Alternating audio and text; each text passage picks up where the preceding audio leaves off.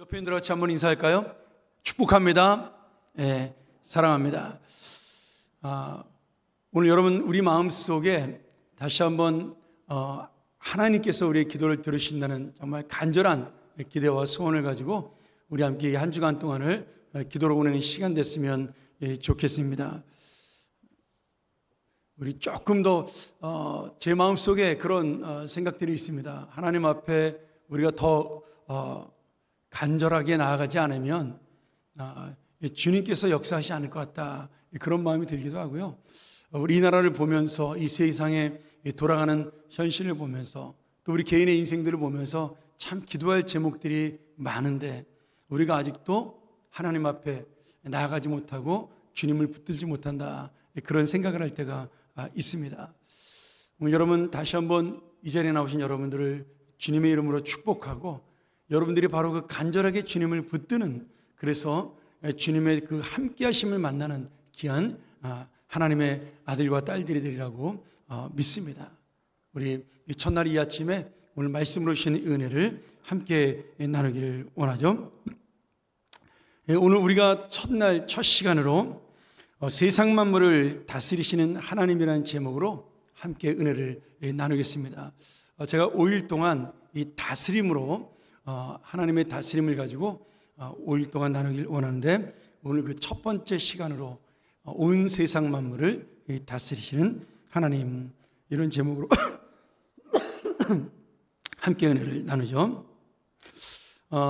우리가 이 세상을 바라보면서 저도 그런 생각을 예전에 많이 했습니다만은, 어떤 면에서 이 세상이 하나님의 뜻대로 움직이지 아니하고 하나님이 원하는 그런 공의롭고 바른 세상으로 가지 않기 때문에 우리 마음속에 그런 의심과 또 불안한 마음이 있습니다. 정말 하나님께서 이 세상을 다스리는가? 정말 하나님만이 이 땅의 주인이시며 통치자인가? 왜 그러면 하나님께서는 이 땅에서 우리에게 직접 역사하는 모습을 보여주지 않는가? 그러한 마음이 들어서 힘들 때가 있습니다. 특별히 이 세상 역사를 보면서 무엇인가 좀 불합리하고, 그리고 어떤 세상의 죄와 욕망이 가득 찬 그런 모습으로 나가는데도 하나님께서는 그냥 그 모습을 놔두는 것처럼 보일 때가 있는 것이죠. 무엇이 선이고 무엇이 악인지, 또는 무엇이 옳고 무엇이 그른 것인지 우리가 그것을 어떨 때는 잘 모를 때도 많습니다. 근데 오늘 다윗은 하나님을 향하여 처음에는 자신의 개인의 인생에 대한 그러한 기도로 시작을 하게 됩니다. 자기의 육신이 연약하고 병이 들고 힘들었던 자신의 인생에 대해서 하나님 앞에 기도를 하죠. 이 시편 103편이 그런 의미에서 굉장히 중요한 의미를 담고 있습니다. 1절부터 5절까지 보면 다윗은 자신의 문제를 가지고 하나님 앞에 간절하게 구합니다. 그런데 기도하다 보니 하나님께서 나의 개인의 기도를 들어주셔서 역사하시고 내 병을 고쳐주신 그 놀라우신 그 개인적인 하나님을 만나고 체험하게 됩니다. 근데 그 개인적인 하나님을 체험하는 역사 속에서 다윗이 무엇을 깨닫냐면, 지금까지 이스라엘 역사를 주관하시고 통치하신 하나님의 그 놀라운 섭리를 그 마음속에 스스로 깨닫게 돼요. 그것이 6절부터 18절까지의 말씀입니다. 그리고 이스라엘을 다스리시는 그 역사를 깨달은 그 모습으로 하나님 앞에 나아가다 보니까 19절부터는 하나님께서 천군 천사를 통하여 온 우주 만물을 다스리시는 그러한 놀라운 하나님의 모습을 발견하게 됩니다. 그리고 그 하나님의 영광을 찬양하고 그 하나님의 다스림이 지금 자기 안에 들어와 있다는 사실을 하나님 앞에 너무나 감사하는 이 찬양이 오늘 시편의 103편입니다. 다윗은 처음에 자신의 시선을 이 땅에다 두었어요. 자기 개인에 두었습니다.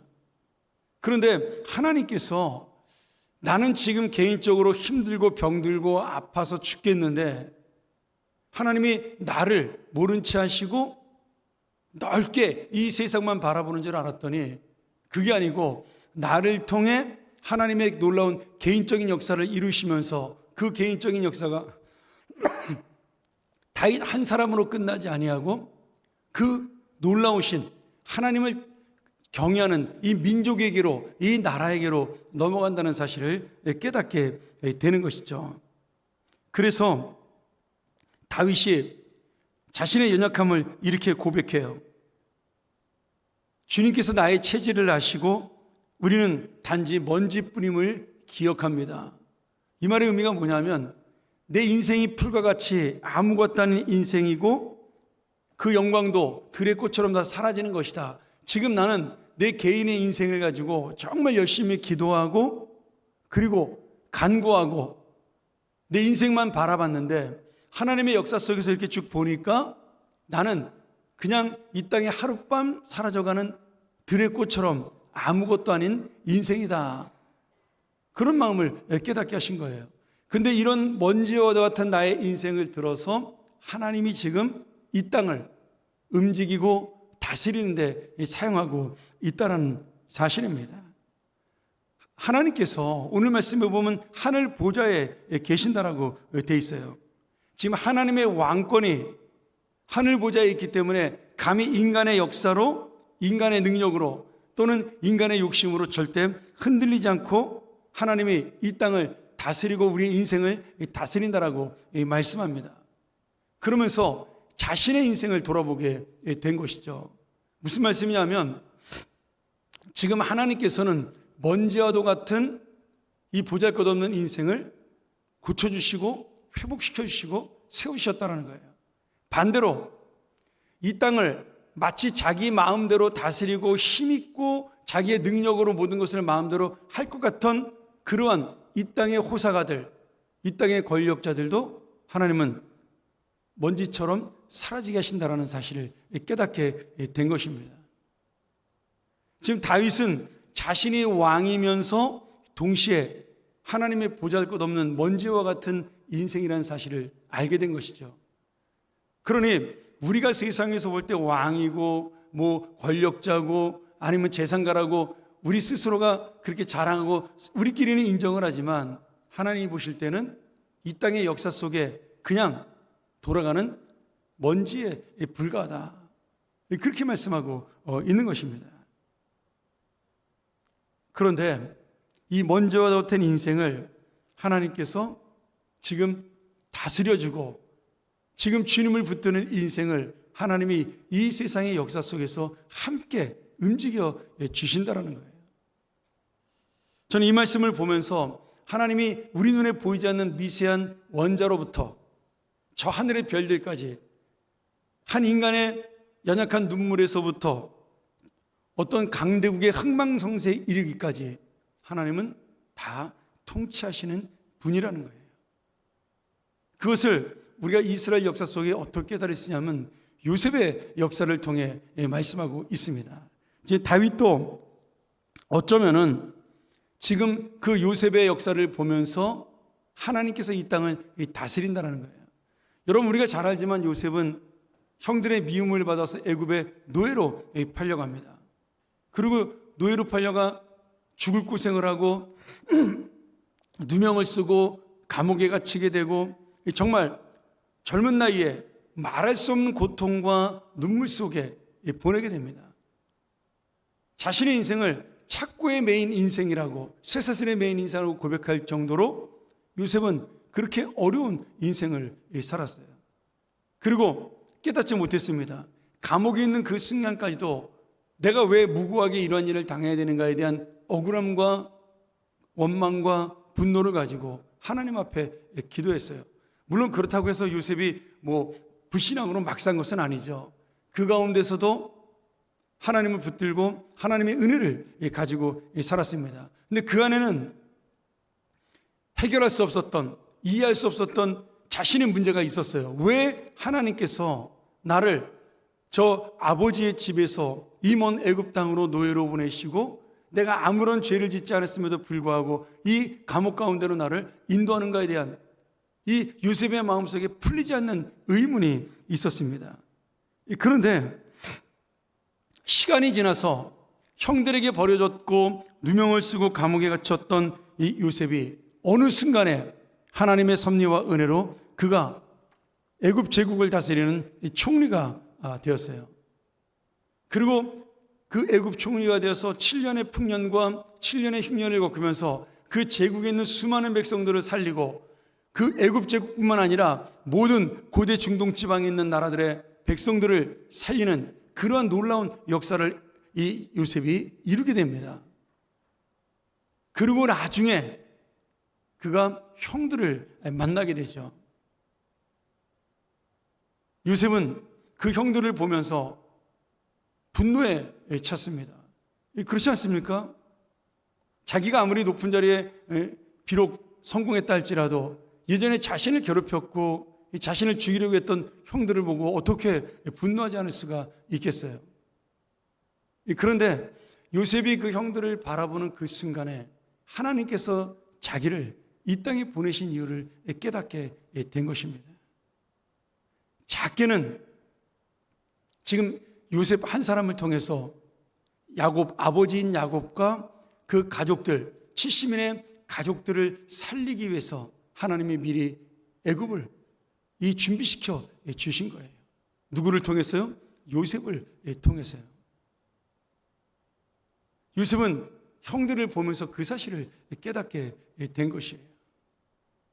그리고 그 놀라운 신비와 비밀을 자신만이 간직하고 있었어요.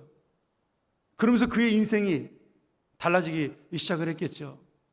더 넓은 인생이 되고 더 온유한 인생이 되고 자신의 권력과 힘을 가지고 누리는 인생이 아니라 그것을 가지고 하나님을 위해 사용할 수 있는 인생으로. 그래서 요셉은 왕보다 더 존경을 받는 정말 그 애굽에서 가장 큰 위대한 인물로 사람들에게 인정받고 존경받는 사람으로 살게 됩니다. 그런데 가장 중요한 것은 요셉의 말년이에요. 나중에 아버지가 죽고 형들이 이제 아버지까지 죽었으니까 요셉이 우리에게 복수할 수도 있겠다는 두려움을 가지고 장례가 끝난 다음에 그 형이 와서 전부 요셉 앞에 엎드려 우리가 당신의 종입니다. 우리를 살려달라고 간절하게 요청했어요. 그때 자신만이 깨달았던 하나님의 섭리, 그 어리석은 형들은 알지 못했던 하나님의 섭리를 그때서야 처음으로 요셉이 형들에게 고백을 합니다. 뭐라고 말씀하죠? 형님들은 나를 해치려고 하였지만 하나님은 그것을 선으로 바꾸셨습니다. 요셉은 젊은 시절에, 고통의 시절에, 눈물의 시절에 절대로 그것을 깨닫지 못했습니다. 하나님의 꿈도 풀이하고 사람들에게 인정도 받고 지혜로 그 감옥에서 모든 지식을 배워나가면서도 그가 이 하나님의 놀라운 섭리를 깨닫지 못했어요. 그런데 정말 요셉이 시간이 지나면서 자신의 인생 가운데 나를 이 땅에 보내신 이유를 깨닫게 된 것입니다. 그리고 오늘 처음으로 요셉이 그 형들 앞에서 자기가 깨달은 섭리를 이렇게 고백을 한 것이죠. 여러분, 저는 요셉 말고는 형들이 그저 자신들이 요셉의 자비함을 얻어서 긍휼함을 얻어서 죽지 않고 살아나고 자기의 후손들이 요셉과 함께 한 상에서 먹고 마시는 가족으로 여전히 남았다는 사실을 감사했지 이 놀라운 요셉의 고백을 깨닫지 못했을 것이라고 생각해요. 지금 요셉이 깨달은 이 말씀, 당신들은 나를 해치려고 하였지만 하나님은 그것을 선으로 바꾸셨다라는 그 모든 하나님의 통치와 섭리를 인정하는 이 고백 속에 요셉은 깨닫게 된 것이에요. 내 인생의 조각난 파편들, 그 조각들, 나는 깨졌다고 생각하고 나는 망가졌다고 생각했던 내 인생의 조각들을 하나씩 하나씩 모아 마치 아름다운 모자이크의 그림처럼 하나님께서는 당신의 이 인생의 그림을, 이 세상 역사의 그림을 완성하고 오늘 그리고 요셉에게 그것을 깨닫게 하신 것입니다. 이런 의미로 요셉은 자신의 인생을 다스리는 그 하나님의 은혜가 자신의 진정한 복이라고 알게 된 것이죠. 사랑하는 여러분, 하나님의 다스림은 교회 안에 갇혀 있는 것이 아닙니다. 이 세계 만국을 다스리는 통치, 역사를 움직이시는 그 놀라운 은혜, 정치와 경제와 문화 속에, 가정과 직장 속에, 그리고 우리의 심령 속까지도 다스립니다. 오늘 여러분, 그 다스림 속에 이 요셉같이 아무것도 아닌 철없는 막내 아들에 불과했던 요셉을, 그를 통해 역사를 움직이고 역사를 바꾸신 하나님을 우리는 이 말씀을 통해 만날 수가 있는 것이죠. 그래서 지금 그 고백대로 다윗이 고백한 것처럼 여호와께서 하나님의 보좌를 하늘에 세우시고 그의 왕권으로 지금 이 땅 온 만물을 다스린다라는 고백을 다윗도 깨닫게 된 것입니다. 지금 왕이 된 것이 중요한 것이 아니라 내가 병들고 힘들어서 하나님 앞에 관구하는 이 모습이 정말 중요한 것이 아니라 이런 모든 내 개인의 역사와 내 개인의 삶과 그 조각과 파편을 모아서 그 상처와 흔적을 주님께서 모아서 오늘 우리의 인생뿐 아니라 이 세상 역사를 움직이는 하나님을 깨닫게 하신다라는 거예요.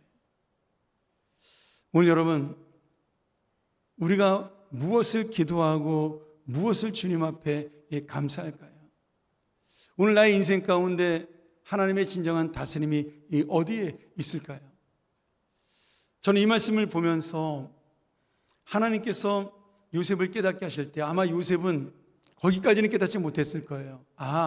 지금 하나님이 나를 들어서 이 세상을 움직이시는 역사를 보여주시는구나. 나는 아무것도 아니지만 하나님은 나를 통해 주님의 뜻을 이루시는구나. 그것이 내 고통이었고 내 눈물이었고 내 아픔이었고 내 원망이었고 분노였고 그 모든 것들이 이제 선이 되었구나. 이 정도로 깨달았을 거예요. 여러분, 저는 한 걸음 더 나가기를 원합니다. 하나님이 사랑하는 당신의 자녀인 요셉 한 사람을 위해서 7년의 흉년을 주고 7년의 풍년을 주며 그를 세워 주신 것입니다. 이 역사가 따로 분리된 것이 아니라 하나님께서 함께 움직이신 거예요. 어떤 면에서는 요셉 개인이 세상 역사를 움직인 것처럼 보이지만 어떤 면에서는 세상 역사를 움직여 요셉을 세워 주신 거예요. 우리 인생도 마찬가지입니다. 하나님은 온 만물을 다스리는 분이시며 또한 그 만물을 다스리는 은혜와 통치의 역사 속에 나를 함께 움직이고 다스려 주시는 겁니다. 오늘 내 눈물 속에, 내 아픔 속에, 내 고통 속에 나는 아무것도 아닌 이 사람이지만 오늘 나를 통하여 주님은 이 개인의 아픔을 넘어서 주님의 뜻을 이루시는 역사와 섭리를 우리에게 던져주고 있는 것이죠. 내가 기도하는 우리 자녀들이 바로 그런 하나님의 역사와 섭리 속에 있는 것입니다. 야곱의 그 눈물의 기도가 자신은 몰랐지만 요셉을 통해 이루어진 것을 우리는 볼 수가 있는 것입니다. 사랑하는 여러분, 우리는 아무것도 아닌 인생입니다. 오늘 다윗의 고백처럼 먼지와 같은 인생이에요. 하나님께서 만물을 통치하시는 이 모든 순간 속에 우리를 보면 우리는 진짜 벌레만도 못한 존재에 불과합니다. 그런데 하나님은 그런 우리를 사랑하고 우리를 위해서 역사하시고 우리를 위해 움직이시고 오늘도 우리를 다스리시며 내 아픔과 눈물을 모아 주님의 병에 담아 이 세상 역사 속에 함께 주실 것입니다. 오늘 여러분, 내 눈물, 내 감정, 이 모든 것들 하나님은 다 아셔요.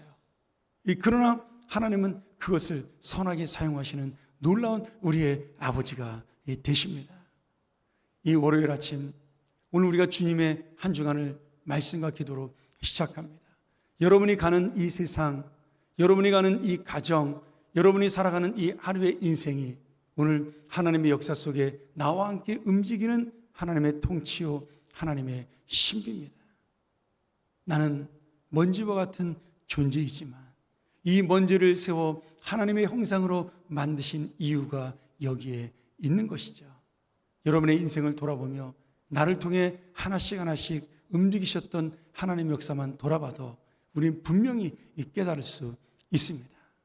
오늘 다시 한번 우리가 이 말씀을 통하여 하나님 앞에 정말 엎드리는 자, 깨닫는 자, 그 역사 속에 함께 움직이는 자가 되기를 소원하고요. 이 아침에 오늘 그 주님의 역사와 함께 정말 나아가는 그런 귀한 아침이 되기를 간절히 축원합니다.